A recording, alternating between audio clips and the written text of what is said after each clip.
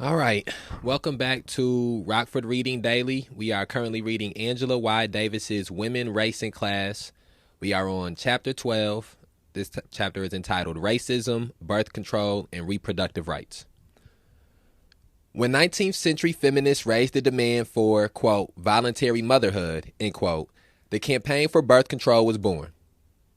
Its proponents were called radicals, and they were subjected to the same mockery as had befallen the initial advocates of women's suffrage. Quote, voluntary motherhood, end quote, was considered audacious, outrageous, and outlandish by those who insisted that wives had no right to refuse to satisfy their husband's sexual urges. Eventually, of course, the right to birth control, like women's right to vote, would be more or less taken for granted by U.S. public opinion. Yet in 1970, a full century later, the call for legal and easily accessible abortions was no less controversial than the issue of, quote, voluntary motherhood, end quote, which had originally launched the birth control movement in the United States. Birth control, individual choice, safe contraceptive methods, as well as abortions when necessary, is a fundamental prerequisite for the emancipation of women. Since the right of birth control is obviously advantageous to women of all classes and races, it would appear that even vastly dissimilar women's groups would have attempted to unite around this issue. In reality, however, the birth control movement has seldom succeeded in uniting women of different social backgrounds, and rarely have the movement's leaders popularized the genuine concerns of working class women. Moreover, arguments advanced by birth control advocates have sometimes been based on blatantly racist premises. The progressive potential of birth control remains indisputable, but in actuality, the historical record of this movement leaves much to be desired in the realm of challenges to racism and class exploitation. The most important victory of the contemporary birth control movement was won during the early 1970s when abortions were at last declared legal.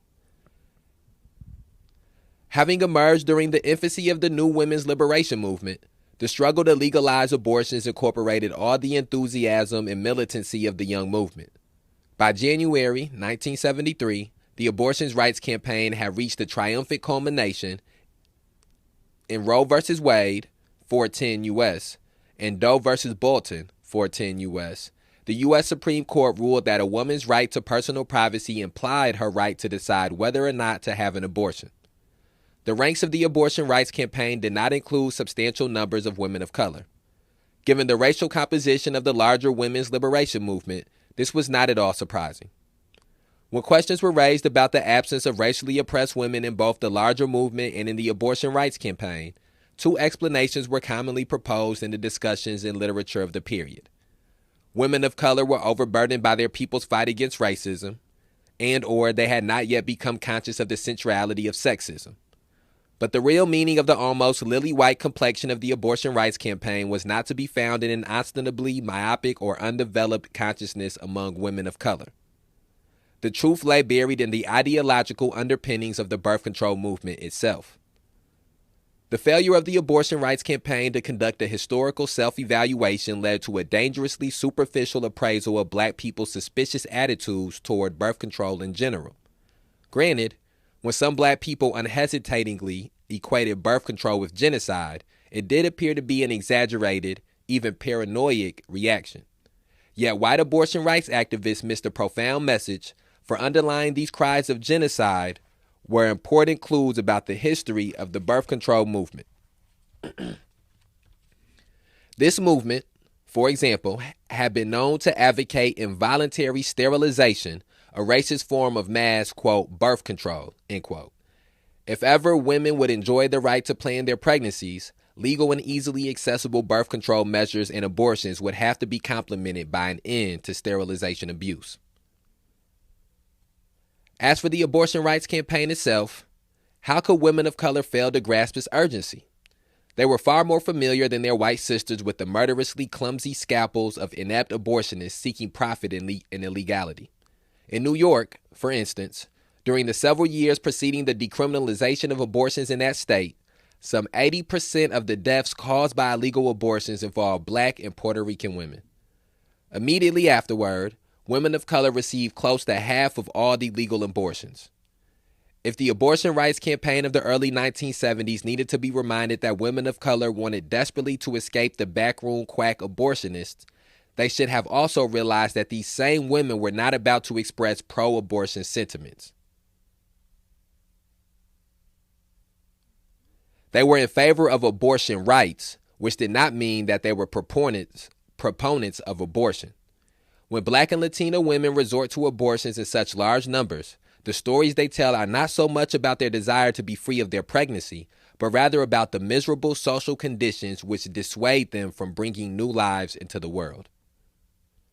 Black women have been aborting themselves since the earliest days of slavery.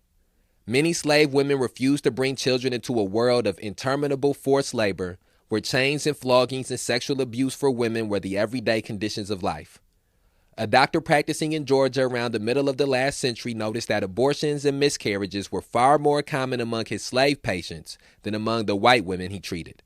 According to the physician, either black women work too hard or, quote, as the planners believe, the blacks are possessed of a secret by which they destroy the fetus at an early stage of gestation.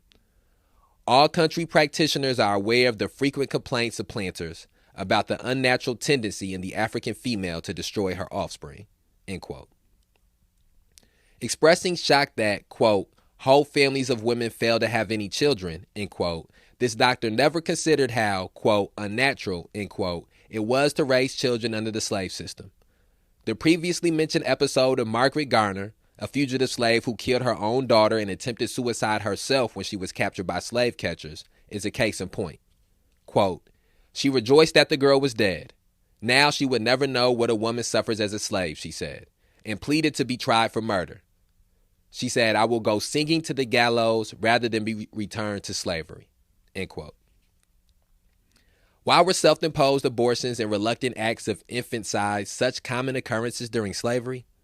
Not because black women had discovered solutions to their predicament, but rather because they were desperate. Abortions and infanticides were acts of desperation, motivated not by the biological birth process, but by the oppressive conditions of slavery. Most of these women, no doubt, would have expressed their deepest resentment had someone hailed their abortions as a stepping stone toward freedom. During the early abortion rights campaign, it was too frequently assumed that legal abortions provided a viable alternative to the myriad problems posed by poverty, as if having fewer children could create more jobs, higher wages, better schools, etc., etc. This assumption reflected the tendency to blur the distinction between abortion rights and the general advocacy of abortions. The campaign often failed to provide a voice for women who wanted the right to legal abortion, while deploring the social conditions that prohibited them from bearing more children. I think first I would like to say, first thing that I would say after, I want to take a moment to reflect on some of the things we read. First, I would say is the most important part of this book for me has been opening up my, enlightening me about issues that, because they are predominantly and disproportionately issues that affect women or are connected to women, enlightening me and opening my eyes up to those issues, but not simply just, I knew about rape as an issue. I knew about abortion rights as an issue, and women's suffrage as an issue, and women's liberation struggles as an issue, the subjugation and marginalization of women as an issue. However, Angela Davis provides deeper ideological understandings of it. She provides she delves deeper into the reasons that some of these issues exist. She delves deeper into the connotations that some of these issues have with the overall issue of racial injustice in this society. The way she connects these things to capitalism as well, I think is very important. And so as we get to this chapter, one of the things that stands out to me is how she compares, or how she correlates the conditions that that black women have historically had to live in with their advocacy for the right to abortions. I think one of the other things that is important is how she continues to connect some of the racist implications that movements in this country have had, specifically women's movements have had, and how those racist implications and racist ideologies and racist individuals who have been part of those movements have perpetuated the same type of negative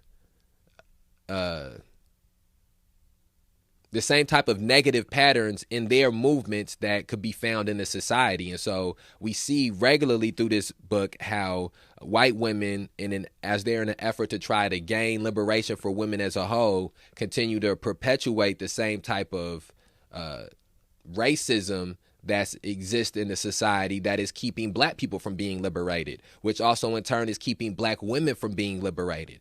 And one of the things that's always stood out to me is, I'm not sure who said this, but somebody said that black people cannot be wholly liberated until women are liberated, are wholly liberated, because included in black people are women. And women cannot be wholly liberated until black people are wholly liberated, because included in women are black people. And I think that this book does a great job of showing the pitfalls of not having that understanding of inclusivity as part of the struggles and part of ideology and movements.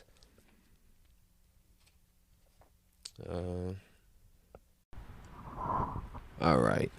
Give me 1 second. The renewed offensive against abortion rights that erupted during the latter half of the 1970s has made it absolutely necessary to focus more sharply on the needs of poor and racially oppressed women. By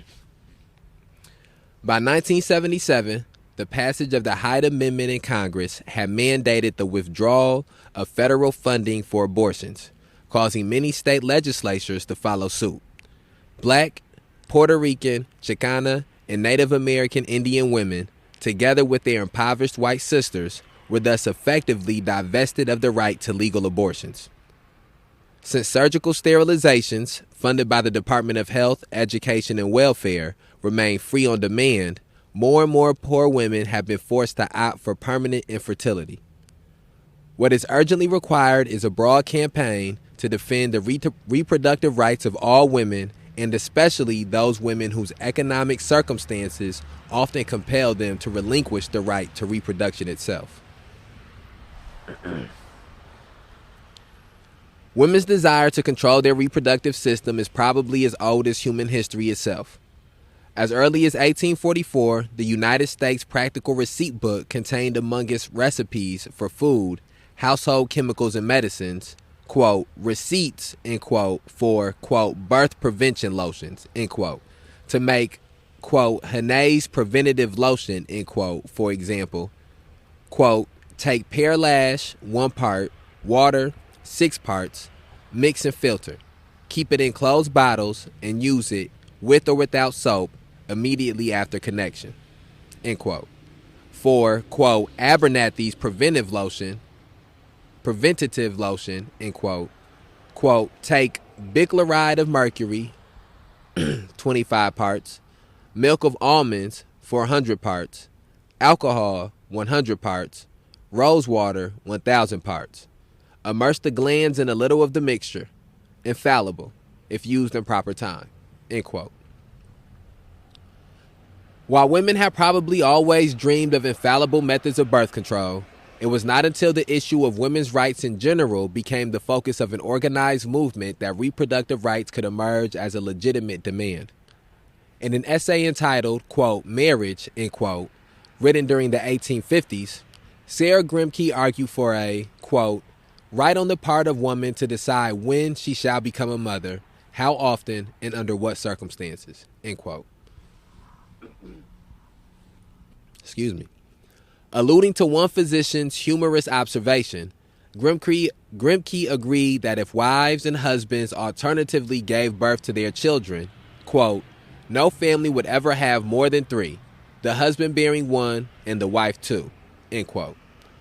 But as she insists, quote, the right to decide this matter has been almost wholly denied to woman, end quote. Sarah Grimke advocated women's right to sexual abstinence. Around the same time, the well-known, quote, emancipated marriage, end quote, of Lucy Stone and Henry Blackwell took place. These abolitionists and women's rights activists were married in a ceremony that protested women's traditional relinquishment of their rights to their persons, names, and property. In agreeing that as husband, he had no right to the, quote, custody of the wife's person, end quote, Henry Blackwell promised that he would not attempt to impose the dictates of his sexual desires upon his wife. The notion that women could refuse to submit to their husband's sexual demands eventually became the central idea of the call for, quote, voluntary motherhood, end quote. By the 1870s, when the women's suffrage movement had reached its peak, feminists were publicly advocating voluntary motherhood. In a speech delivered in 1873, Victoria Woodhull claimed that, quote, the wife who submits to sexual intercourse against her wishes or desires virtually commits suicide, while the husband who compels it commits murder and ought just as much to be punished for it as though he strangled her to death for refusing him, end quote.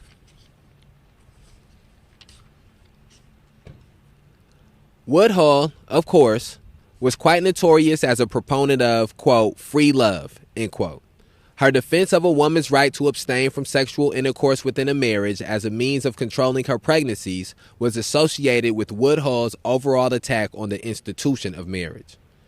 It was not a coincidence that women's consciousness of their reproductive rights was born within the organized movement for women's political equality. Indeed, if women remained forever burdened by incessant childbirths and frequent miscarriages, they would hardly be able to exercise the political rights they might win.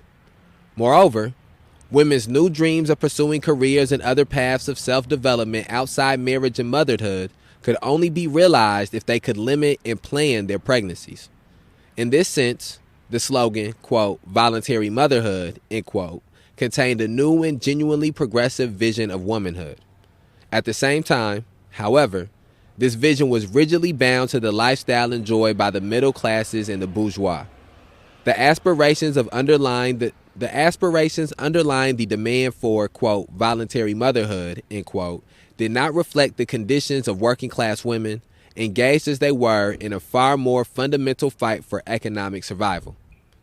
Since this first call for birth control was associated with goals which could only be achieved by women possessing material wealth, vast numbers of poor and working class women would find it rather difficult to identify with the embryonic birth control movement. Toward the end of the 19th century, the white birth rate in the United States suffered a significant decline. Since no contraceptive innovations have been publicly introduced, the drop in the birth rate implied that women were substantially curtailing their sexual activity. By 1890, the typical native-born white woman was bearing no more than 4 children. Since U.S. society was becoming increasingly urban, this new birth pattern should not have been a surprise. While farm life demanded large families, they became dysfunctional within the context of city life. Yet this phenomenon was publicly interpreted in a racist and anti-working class fashion by the ideologues of rising monopoly capitalism. Since native-born white women were bearing fewer children, the specter of, quote, race suicide, end quote, was raised in official circles. In 1905, President Theodore Roosevelt concluded his Lincoln Day dinner speech with the proclamation that, quote, race purity must be maintained, end quote. By 1906, he blatantly equated the falling birth rate among native-born whites with the impending threat of, quote, race suicide, end quote. In his State of the Union message that year, Roosevelt admonished the well-born white women who engaged in, quote, willful sterility, the one sin for which the penalty is national death, race suicide, end quote. These comments were made during a period of accelerating racist ideology and of great waves of race riots and lynchings on the domestic scene. Moreover, President Roosevelt himself was attempting to muster support for the U.S. seizure of the Philippines, the country's most recent imperialist venture. How did the birth control movement respond to Roosevelt's accusation that their cause was prompting race suicide? The president's propagandistic ploy was a failure, according to a leading historian of the birth control movement, for, ironically, it led to greater support for its advocates. Yet, as Linda Gordon maintains, This controversy, quote, also brought to the forefront those issues that most separated feminists from the working class and the poor, end quote. Quote, this happened in two ways. First, the feminists were increasingly emphasizing birth control as a route to careers and higher education, goals out of reach of the poor with or without birth control. In the context of the whole feminist movement, the race suicide episode was an additional factor identifying feminism almost exclusively with the aspirations of the more privileged women of the society. See it too? Second, the pro-birth control feminists began to popularize the ideas that poor people had a moral obligation to restrict the size of their families because large families created drain on the taxes and charity expenditures of the wealthy and became poor children, and because poor children were less likely to be superior, end quote. The acceptance of the race suicide thesis to a greater or lesser extent by women such as Julia Ward Howe and Ida Husted Harper reflected the suffrage movement's capitulation to the racist posture of Southern women. If the suffragists acquiesced to arguments invoking the extension of the ballot to women as the saving grace of white supremacy, then birth control advocators either acquiesced to or supported the new arguments invoking birth control as a means of preventing the proliferation of the, quote, lower classes, end quote, and as an antidote to race suicide. Race suicide could be prevented by the introduction of birth control among black people, immigrants, and the poor in general. In this way, the prosperous whites of solid Yankee stock could maintain their superior numbers within the population. Thus, class bias and racism crept into the birth control movement when it was still in its infancy. More and more, it was assumed within birth control circles that poor women, black and immigrant alike, had a, quote, moral obligation to restrict the size of their families, end quote. What was demanded as a, quote, right, end quote, for the privileged came to be interpreted as a, quote, duty, end quote, for the poor. And that's us changing in the themes within this chapter here. So I think I'll take a second to reflect upon that.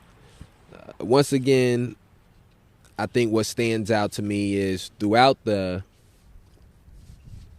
entirety of this book, we have seen how different moments in time in American society when movements surrounding the liberation of women in some aspect, whether that be a women's suffrage, whether that was women's education, whether what we're just reading now with women's birth control, the chapter before when it was about speaking about rape and sexual violence. We've seen how all these different movements have allowed for racist rhetoric and racist ideology and to creep into it. Not only just racism, but also we've seen how capitalism in multiple of these different times when these movements have happened has crept into the movement as well. And what that racism creeping into the movement and what those capitalist ideologies creeping into the movement, to these women movements have done is recreating the same type of marginalization and subjugation that existed in the society as a whole, specifically for women. And so in these movements that were being created throughout American history, and this is something similar as well, we can translate this over to movements around black liberation in some aspects. But what these movements for women's liberation were doing were removing white men from being at the top of the power structure, removing men in general from being at the top of the power structure. But they were not trying to have a equitable society for all women. They were trying to have a society where white middle class women were able to become higher in the ranks, be able to become closer to being at the top of the food chain, like how white middle class men were. And the reason that I think that that's something that is, again, important for us to remember and to point out and to be able to articulate is because we see these same type of things happening now. We see movements around the liberation of women and getting equality, equitability for women, justice for women, happening now, and we see those same type of racist tendencies being mimicked in some of those movements, and we see those same type of racist ideologies creeping into those movements in current times. And so I think that we want to be cognizant of those things that have happened in the past. And again, and again, I want to point out how that's not something that is specific to women's liberation. That's something that we've also seen and has been pointed out regularly throughout here in the Black liberation movement, where Black men are organized, or Black people are organizing in an effort to what should be an effort to get an equitable society for all Black people. But what you see is that a lot of times the white men or the white people are removed from being at the top of the food chain, or removed from being the alpha in the situation, and you see that the black man or Black men are put into that position, or it's about Black men being able to be equal to white men, or have this access to the same things that white men have the access to. And the same thing with we talk about the residual effects of capitalism creeping into movements, is that it's not even just Black men, it's middle class Black men. And so to go back to what we were reading in here, we see how the president, and this is something that has happened throughout our reading as well, is you see how different political figures have assisted with creating the type of racist ideology that exists in our society. And I think it's important to, again, some of these historical figures, just as we read about Susan B. Anthony, who is man, this wind, crazy. All right, I'm going to have to. But just as we read about Susan B. Anthony, who is a historical figure that is spoken about regularly. Susan B. Anthony was a woman I heard about regularly when I was in school. And again, not to the same extent as other white men who have been heard about regularly, but much more than I heard about Black women. This book has done a good job of showing the capitulation to racist ideology that this woman fell into, and how just as great as she was for the things for the way that she advanced the women's liberation movement and advanced women's suffrage, part of the advancement that she did came at the expense of Black women, came at the expense of Black people. And so we see here that just as the movement for women being able to have birth control and have birth control that was accessible, and the right to birth control, the right to decide when they would bear children, the right to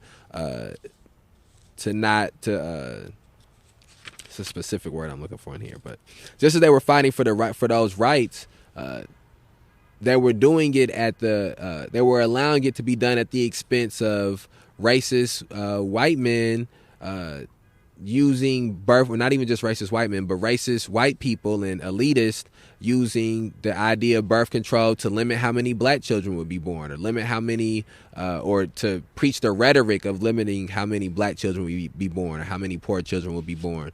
And so again, we see the divisiveness that can exist in all of these, the divisiveness that has existed in all of these different movements connected to women's liberation. And I do think that that's one of the things that is important, because we can, as we look forward and as we think about where we're at currently and presently, making sure we don't fall into some of these same traps. There's a couple other things that I feel like I wanted to say specifically. Sorry, as we get to the end of to some of these books and we get closer to current times, a lot of the ideas and concepts that the authors are presenting start to come together a little bit more. And so I just think one of the things that stands out very heavily throughout this book to me is the dangers of capitulating to racism, the dangers of capitulating to capitalism when you are movement building. Let me see. Okay.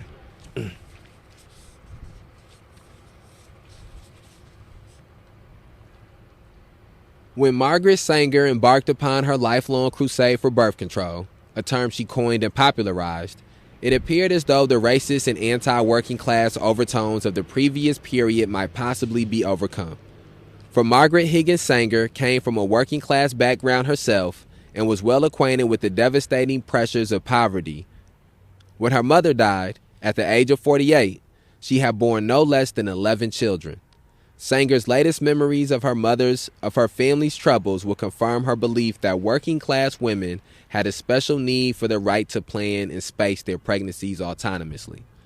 Her affiliation as an adult with the socialist movement was a further cause for hope that the birth control campaign would move in a more progressive direction. When Margaret Sanger joined the Socialist Party in 1912, she assumed the responsibility of recruiting women from New York's working women's clubs into the party. The Call, the party's paper, carried her articles on the women's page. She wrote a series entitled, quote, What Every Mother Should Know, end quote. Another series entitled, What Every Girl Should Know, end quote. And she did on-the-spot coverage of strikes involving women. Sanger's familiarity with New York's working class districts was a result of her numerous visits as a trained nurse to the poor sections of the city. During these visits, she points out in her autobiography, she met countless numbers of women who desperately desired knowledge about birth control. According to Sanger's autobiographical reflections, one of the many visits she made as a nurse to New York's Lower East Side convinced her to undertake a personal crusade for birth control.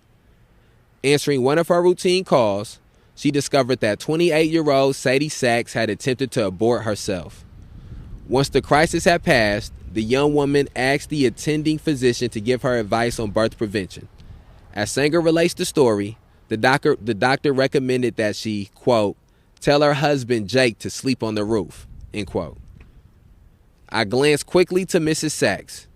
Even through my sudden tears, I could see stamped on her face an expression of absolute despair. We simply looked at each other, saying no word until the door had closed behind the doctor. Then she lifted her thin, blue-veined hands and clasped them beseechingly. Quote, he can't understand. He's only a man. But you do, don't you? Please tell me the secret, and I'll never breathe it to his soul. Please. End quote. 3 months later, Sadie Sachs died from another self-induced abortion. That night, Margaret Sanger says she vowed to devote all her energy toward the acquisition and dissemination of contraceptive measures. Quote, I went to bed knowing that no matter what it might cost, I was finished with palliatives and superficial cures. I resolved to seek out the root of evil, to do something to change the destiny of mothers whose miseries were as vast as the sky. End quote. I think that's a thing I would like to point out as well, is one of the themes within this book has been the lives of women being, not simply, I think that it is, the traumas are very important. It's very important when you go through and you read about the traumas that people who survived some of these socioeconomic issues have had to deal with and have had. But I think one of the things that always grabs me is the loss of life to these socioeconomic issues. And when we, as a series, when we think about the first book that we read together, which was Have Black Lives Ever Mattered? And within that question is not simply about black men being killed by the police. Within that question is of Have Black Lives Ever Mattered is,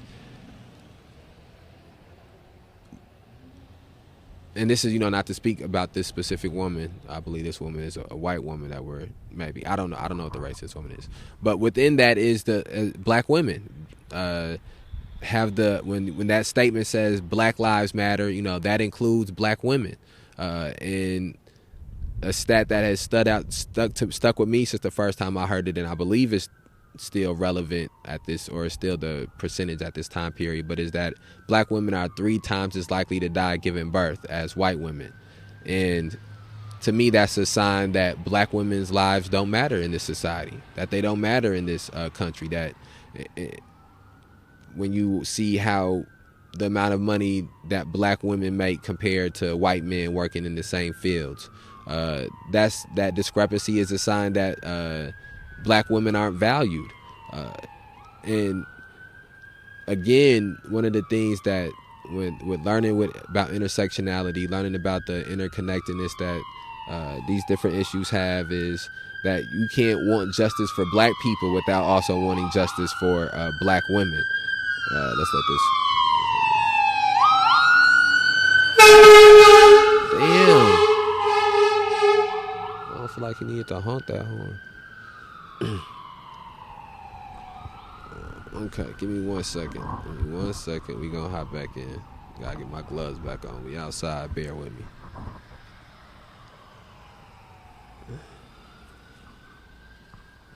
Okay.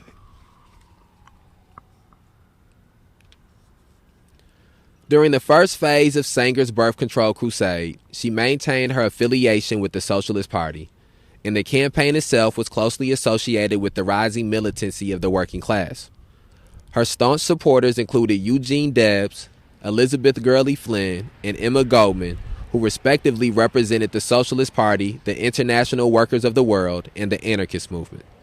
Margaret Sanger, in turn, expressed the anti-capitalist commitment of her own movement within the pages of his journal, Woman Rebel, which was, quote, dedicated to the interest of working women, end quote.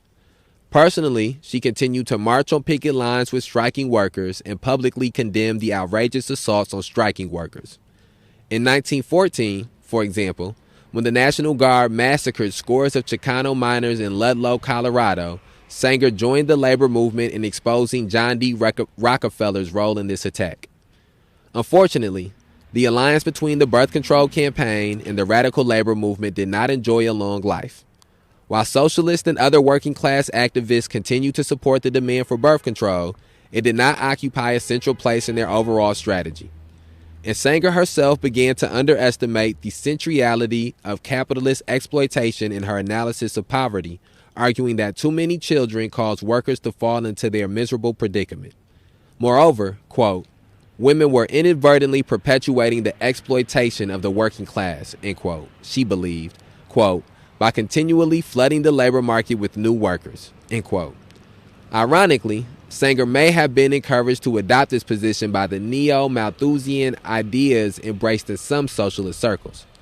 Such outstanding figures of the European socialist movement as Anatole France and Rosa Luxemburg have proposed a, quote, birth strike, end quote, to prevent the continued flow of labor into the capitalist market. When Margaret Sanger severed her ties with the Socialist Party for the purpose of building an independent birth control campaign, she and her followers became more susceptible than ever before to the anti-black and anti-immigrant propaganda of the times. Like their predecessors, who have been deceived by the, quote, race suicide propaganda, the advocates of birth control began to embrace the prevailing racist ideology. The fatal influence of the eugenics movement would soon destroy the progressive potential of the birth control campaign. During the first decades of the 20th century, the rising popularity of the eugenics movement was hardly a fortuitous development. Eugenic ideas were perfectly suited to the ideological needs of the young monopoly capitalists. Imperialist incursions in Latin America and in the Pacific needed to be justified, as did the intensified exploitation of black workers in the South and immigrant workers in the North and West.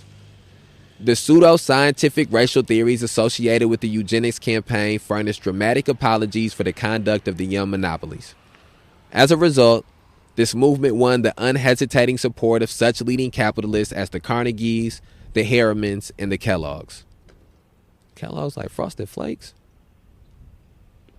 By 1919, the eugenic influence on the birth control movement was unmistakably clear. In an article published by Margaret Sanger in the American Birth Control League's journal, she defined... My fault, I'm hitting the mic and shit. By 1919, the eugenic influence on the birth control movement was unmistakably clear.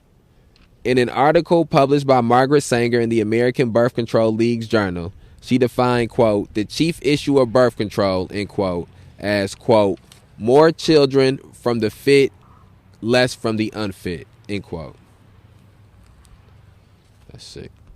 Around the time the ABCL, heartily welcomed the author of The Rising Tide of Color Against White World Supremacy into its inner sanctum. Lothrop Stoddard, Harvard professor and theoretician of the eugenics movement, was offered a seat on the board of directors. In the pages of the ABCL's journal, articles by Guy Irving Birch, director of the American Eugenics Society, began to appear. Birch advocated birth control as a weapon to, quote, prevent the American people from being replaced by alien or Negro stock, whether it be immigration or by overly high birth rates among others in this country, end quote. By 1932, the Eugenics Society could boast that at least 26 states had passed compulsory sterilization laws and that thousands of, quote, unfit, end quote, persons had already been surgically prevented from reproducing. Margaret Sanger offered her public approval of this development. Quote, morons, mental defectives, illiterates,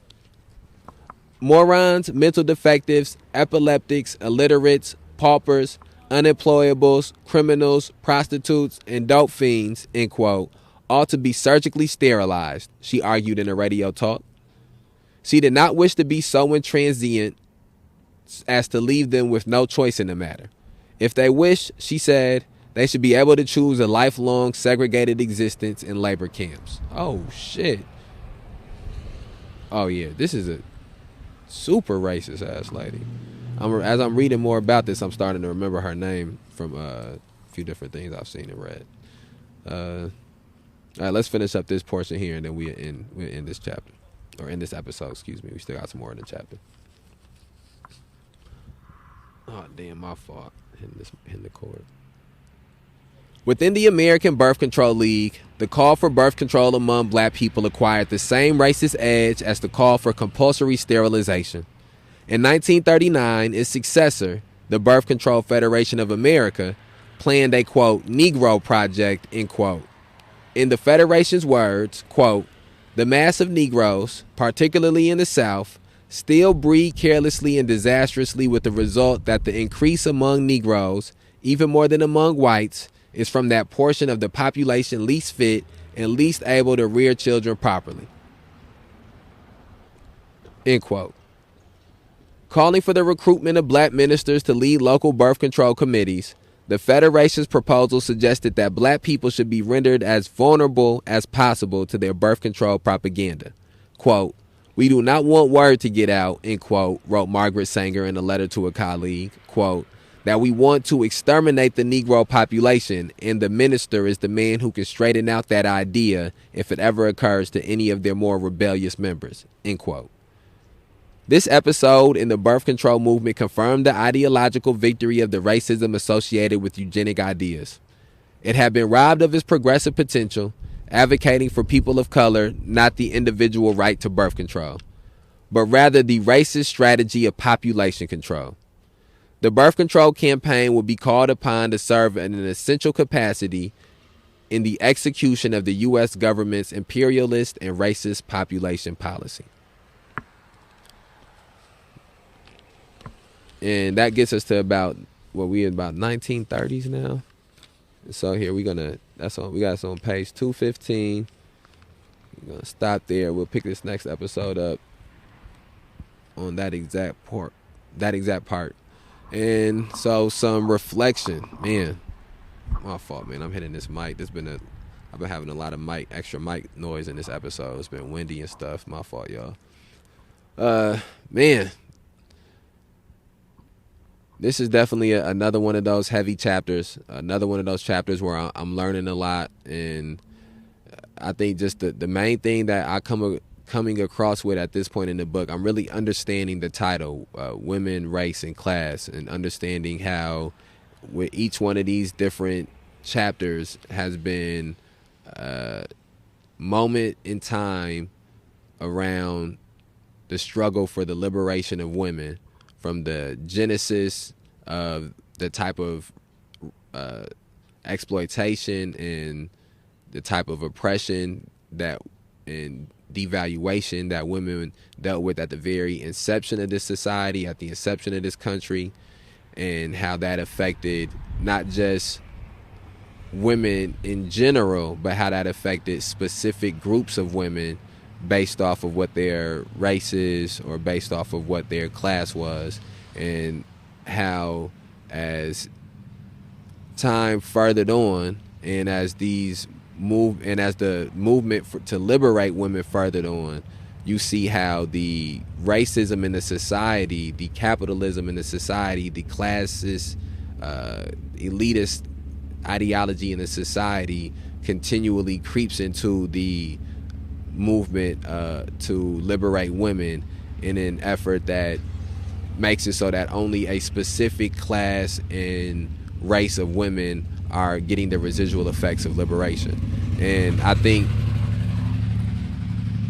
for me, where this really fits into the puzzle of the struggle against police terrorism, mass incarceration, and racial injustice is being able to get information and articulate how some of the similar shortcomings of the movements for black liberation have manifested themselves in the struggle for women's liberation. And this is one of the same things, the classist mentality and the capitalist ideology, because I sort of want to make sure I'm separating those, because the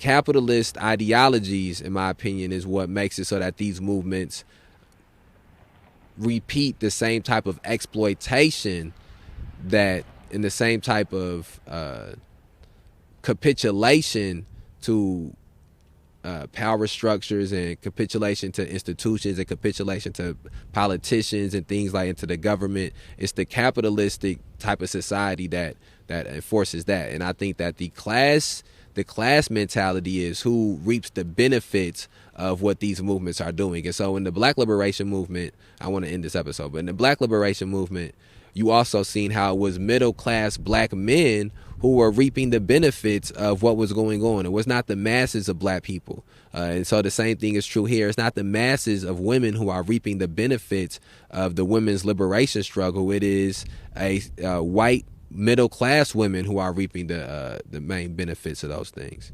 And so I'm going to end this episode here. Please listen to previous episodes of Rockford Reading Daily. And if you listen to this and its future episodes out, please go listen to the future episodes. We'll be back tomorrow.